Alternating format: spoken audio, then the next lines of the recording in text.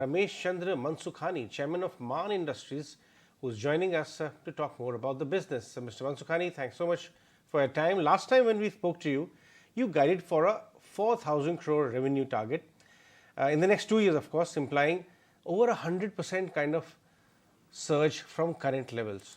Are you sticking by your guidance? And also, would you like to make any revisions, even if it's on the higher side, given that your sector is actually seeing a lot of buoyancy?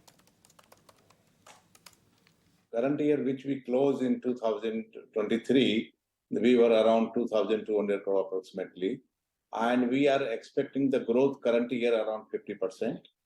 And the next year, 2024-25, again there will be the growth. So that's why the total we projected 4,000 crore at the end of 25, which is possible to achieve. And our capex program and our marketing strategy, our market spread, growth, accordingly we are equipped, and we hope to achieve around 3,000 crore plus this year, and next year we will be the growth continue, momentum will continue. So the 4,000 crore achievement is possible.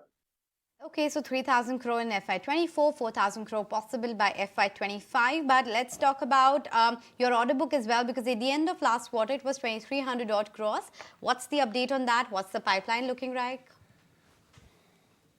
Yeah, right now the order book total pending order between 2,300 to 2,500 crore.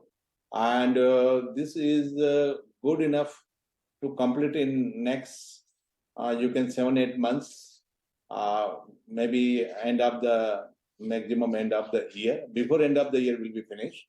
But before that, we have bid several projects which are going to materialize very soon, and there will be some revenue will be maybe overlapping to next year also. Mr. Mansukhani, let's talk about margins, right? Because you have given very kind of a positive guidance as far as the top line is concerned. But what about margins? We saw some pressure coming in. From 21 to 23, there was almost 250, 300 point fall as far as your margins are concerned. Do you think that margins could recover now that you are guiding so aggressively on the business front, on the top line front? Do you think margin also could rebound in the same proportion? I can say yes. The reason last year there was little but dent was there because of the foreign exchange fluctuations, very great level from 74 to 83 rupees, and there was no export and no natural hedging, and some import bill was there. But now we have a lot of exports, all currency already booked, and we have the less import, more export, and that's why our EBITDA is going to the double digit current year as well as to year comes. Okay, so you're expecting the EBITDA margin to head back to double digit, led by the export orders also coming in. But in your first answer, you did hint about the capex which is undergoing. Talk to us about the timeline of that. Which manufacturing capacities are coming up? What's the timeline looking like?